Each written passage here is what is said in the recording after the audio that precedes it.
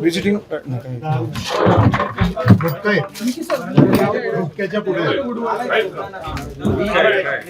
सुपारी सुपारी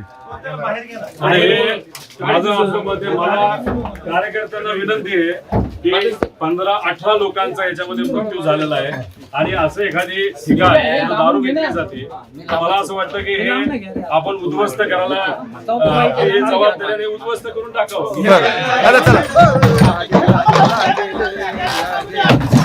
राष्ट्रवादीच्या कार्यकर्त्यांकडून अशा पद्धतीने तोडफोड या ठिकाणी केली जाते. पोलीस अजून या ठिकाणी पोहोचलेले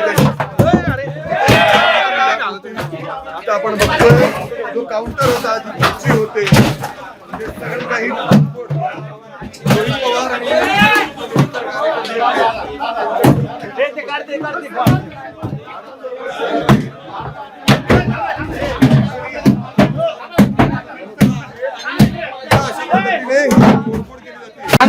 गरिबाची माणसं मारतात तरी सिस्टम शहाण्यासारखी वागत नसेल, जर तिथं काही गोष्टी सिरियस घेत नसेल तर मला असं वाटतं की लोकांनीच काही गोष्टी हातामध्ये घ्याव्या लागतील.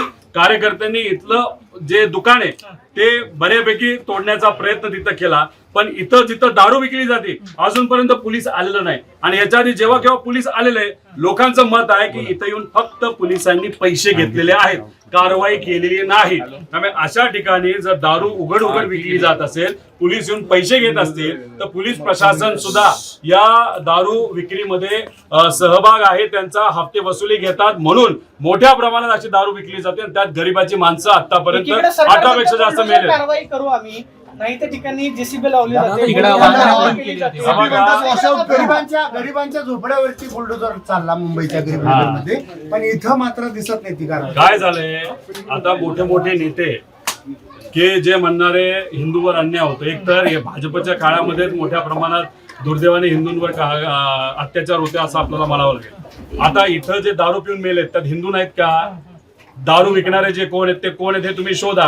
बुलडोजर तुम्ही फक्त धर्म बघून तिथं चालवता. मग जिथं अशा चुकीच्या गोष्टी होतात, ज्याच्या सगळ्या गोष्टी केल्यामुळे गरिबाचा तिथं मृत्यू होतो, त्यात हिंदू समाजाचे सुद्धा असतात, तेव्हा हे सरकार कुठे गेले? हे चुरू पोपट्यासारखे बोलणारे, बिळात जाऊन लपणारे बाहेरून आता बोलावं का इथं काय सामान्य व्यक्ती मेले नाहीत का, हिंदू मेले नाहीत का? त्यामुळे राजकारण केलं जातं, बुलडोजर फक्त धर्म बघून तिथं चालवला जातो. पण अशा पद्धतीने जिथं सामान्य लोक सर्व समाजाची दगावतात, मरतात, त्या मात्र बाबतीत तिथं चुपचाप बिळात जाऊन सगळे हे सत्ताधारी बसतात. पुण्यामध्ये येऊन दापोडी पोलिसांनी कारवाई केली, मात्र पुण्यातल्या स्थानिक म्हणजे हडपसर असेल, काळेपुडा पोलिसांना याची कल्पना नव्हती. पोलीस माहिती देत होती की फक्त उलट्या झाल्या. पोलिसांनी हे प्रकरण दाबण्याचा प्रयत्न केला का? हो, पोलिसांनी सांगत असताना कुठेतरी हे सांगितलं की हृदयविकाराने हे मेलेलं.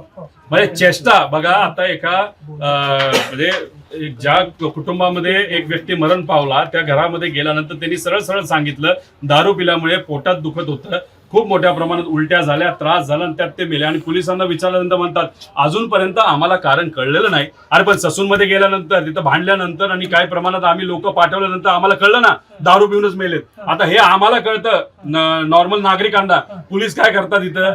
पोलीस मध्ये कुठं ना कुठेतरी पाठ राखण करतात कोणाची तरी. आणि एक गोष्ट एक आहे की याच्यामध्ये एक गुन्हेगार स्वतःहून पोलिसांच्या ताब्यात गेलाय. आता तुम्ही बघा, हिस्ट्री बघा, जेव्हा एखादा व्यक्ती मुद्दामून ताब्यात जातो त्यात असं ठरवलं जातं की पुढचं इन्व्हेस्टिगेशन करायचं नाही. त्यामुळे पोलिसांकडनं मुद्दामून या माणसाला सांगण्यात आलं तू पुढे ये, म्हणजे पुढचं इन्व्हेस्टिगेशन झालं नाही पाहिजे. मग ह्याचा जो मेन शार्क मासा आहे, मोठा मासा आहे, ज्यांनी हे सगळं करामती केलेला, त्याला वाचवण्याचा पूर्णपणे पोलिसांकडनं, पिंपरी चिंचवड सुद्धा या पोलिसांकडनं सुद्धा ते केलं जातं. आता करावं लागेल ना. अशा पद्धतीने जर घाणेरडी दारू येऊन लोक मरत असतील आणि त्याच्यात सामान्य लोकांच्या, आता मी म्हणजे तिकडं पिंपरी चिंचवडला अमोल कोल्हे साहेब तिथं आहेत, आम्ही इथं आहोत, आमचे सगळे पदाधिकारी इथं आलेले आहेत. आम्ही कुठं ना कुठेतरी ही भूमिका घेत आहोत, कारण रस्त्यावरून उतरावं लागेल. आता इथे असणारे सत्तेतले नेते नाही तर इथले आमदार काय करतात हे बघावं लागेल.